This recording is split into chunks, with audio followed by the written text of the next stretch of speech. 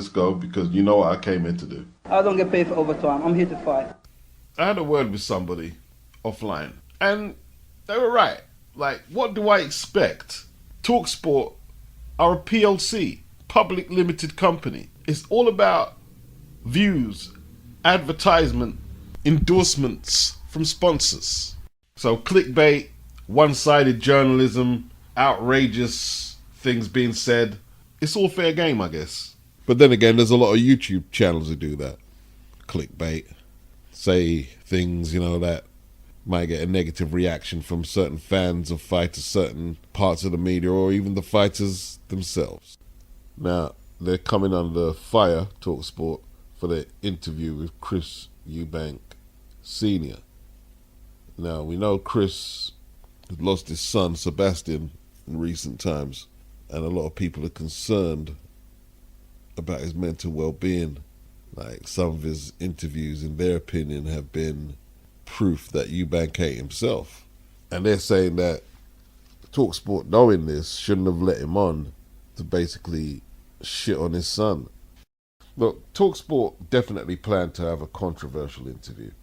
I mean, if you're going to put it to the boxer's dad that his son is a charlatan, one way or the other, it was going to get a reaction. Now, the obvious reaction you would expect is a defensive dad saying, "How dare you call my son a charlatan?" and start taking whoever said that to task. Eubank didn't do that. He seemed to relish joining in with Simon Jordan on downplaying his son's accomplishments and who he is as a boxer. Now, Simon's choice of words, calling Junior a charlatan, in what way is he a charlatan? I mean, Simon is a guy who uses a lot of words. That's his shtick. Rather than accept the fact that sometimes you speculate to accumulate, and sometimes you accept the fact that you run the risk of investing in fighters, you don't make it every single time, you seem to be quite acerbic and facetious and vitriolic about people that choose not to take up your particular conditionality. Well, it's interesting with Simon, because a couple of people sent me this thing. He's dug me out. I don't know why. I don't know what's the matter with him. He's an angry man with long words. Are you going to have a word off with Simon? I mean, you're both as eloquent as each other. I bought a good one, pleonastic. That means using more words than you need to, Simon. Oh, really? So Now, let's look at the word charlatan, which he's calling Chris Jr. A person falsely claiming to have a special knowledge or skill. A self-confessed con artist and charlatan. Is that what Chris Eubank Jr. is? Calling him a con artist would be suggesting that he's earning his money dishonestly, and I don't want to turn it into a rant against Simon Jordan, but I can't have that. I can't have that. Now, the IBO title, trying to claim that's a bona fide belt, yeah, fair enough. But I think throughout his career, he's done enough that in periods of his career, he's been a genuine world-ranked contender. I think so. But if he's a charlatan, surely Simon is a charlatan. I mean, when he was saying Derek Chisora is not world-class, and Derek was talking up a third Dillian White fight, Simon was saying nobody wants to see it, he don't want to see it. And he was telling Spencer Oliver, what British fighters have had trilogies that a lot of people have really wanted to see? He was saying the trilogies are reserved for elite world-class boxing. And Spencer quoted Michael Jones versus Jamie Moore. And Simon said, yeah, but Spencer, you're an anorak. You would quote them fights. Like, you don't have to be an anorak to have watched that trilogy. I didn't watch all three, but there were some good fights. Michael Jones and Jamie Moore, there were some good fights on Sky back in the day. The fact that Simon thinks you have to be an anorak, no, you just have to be a boxing person. You're claiming to be this big boxing person. You probably never saw Jamie Moore versus Matthew Macklin. But, he's not there to be a big boxing knowledge person. He's not there for that. And if people want to subscribe to Talksport and watch Talksport because Simon Jordan is there, I'm not going to hate on them. You go do what you're doing.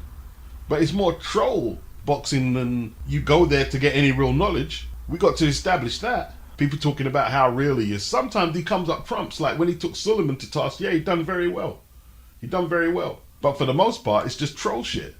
Shock jock shit. Now, a lot of the mongs, they like all that. Yeah, Simon's real. He just tells people straight and they can't take it.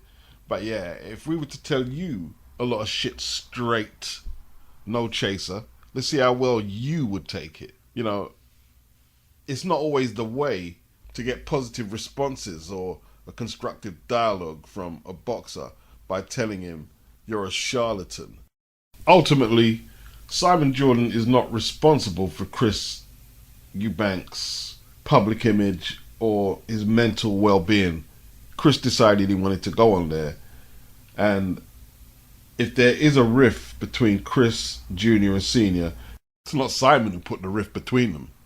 It appears to me there's been issues before Chris got on Talksport and said anything. Chris spoke about the letter that Junior sent him, that he's in charge now. And that seemed to really burn Chris. I don't think that needed to be put out in the public, but Chris decided to put it out there. I mean, Junior is 32 years of age. If he wants to take charge of his career, then you would think his dad would let it be. But he seems hurt, and he's lashing out and trying to hurt his son in return. Simon did pull him up because Chris kept referencing PE teachers trying to teach his son how to box in his absence. And Simon pulled him up. Wasn't the Billy Joe Saunders fight under his watch?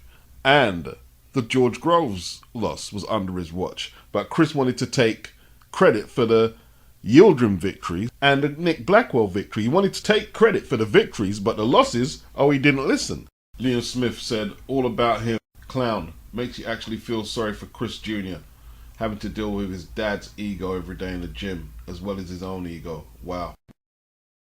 The father-son relationships in boxing have always been troublesome.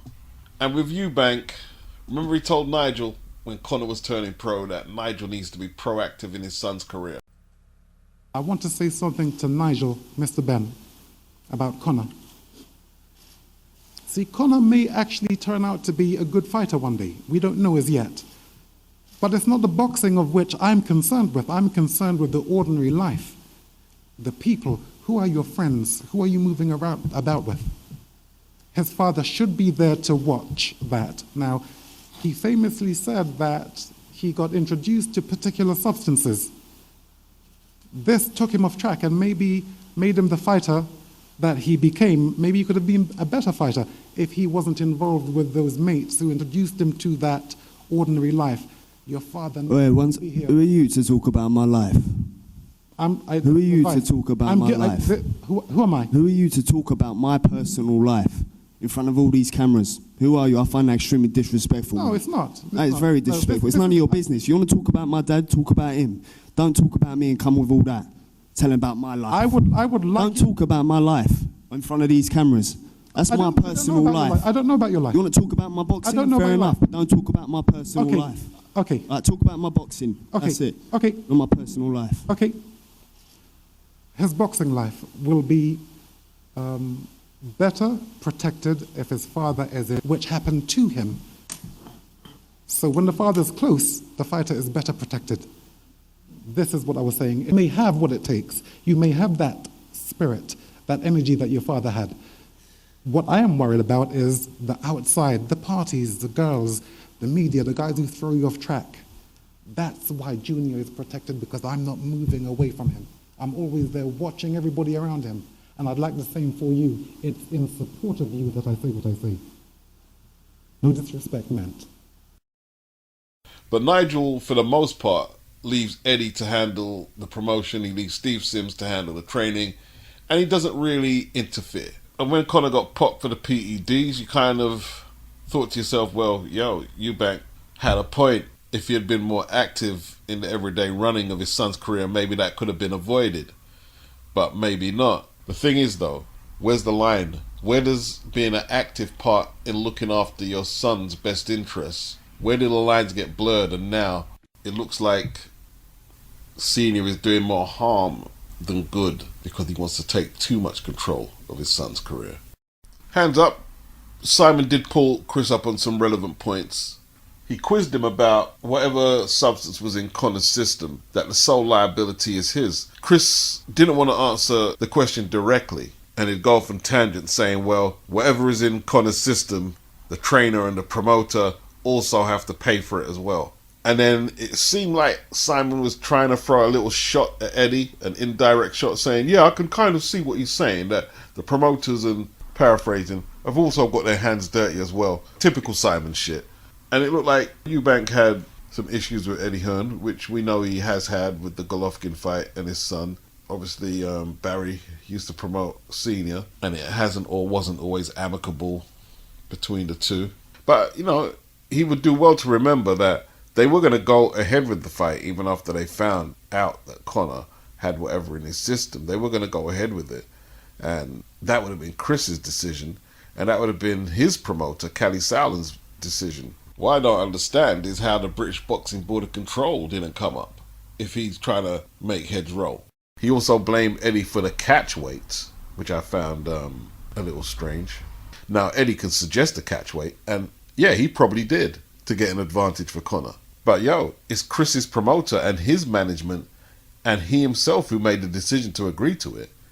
Is Chris losing the plot? I don't think Chris is losing the plot. I think we're seeing the real him. I think we're seeing the real Chris. As for Junior, it's unlikely Chris ever scales the heights that his dad did in the ring. But say what you want, he's in demand. He is in demand. He doesn't talk to the press a lot, but he seems to stir up a headline or two. So Ben Shalom is saying, we can't keep Chris Eubank waiting forever. Ben Shalom, it has to be desperation stakes now. He might have to try and entice Liam Smith back in the ring, whether he's injured or not, because it looks like they could be on the verge of losing the Liam Smith-Eubank rematch to Conor Benn versus Eubank Jr., targeted for September the 23rd at the Etihad Arena in Abu Dhabi. Neither promoter wants to lose face, and Frank Smith has been assigned to get this done. This isn't really Eddie's baby, it's Frank Smith, and Frank is like, I can get it done. He wants to impress.